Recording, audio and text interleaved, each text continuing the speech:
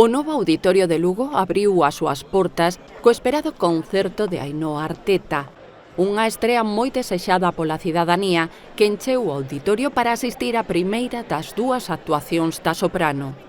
O presidente da Deputación de Lugo, José Tomé, participou na inauguración xunto á alcaldesa de Lugo, Paula Alvarellos, e do conselleiro de Cultura, José López, entre outras autoridades, canda Tereixa Novo de Fuxan os Ventos e outros compoñentes do lendario grupo que dá nome ao novo auditorio descubriron a placa conmemorativa da data.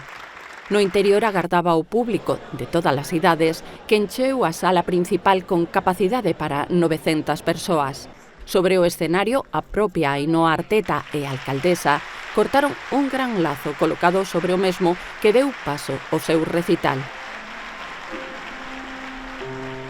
Cuando mi madre llevaba un sorbete de fresa por sombrero y el humo de los barcos aún era humo de habanero.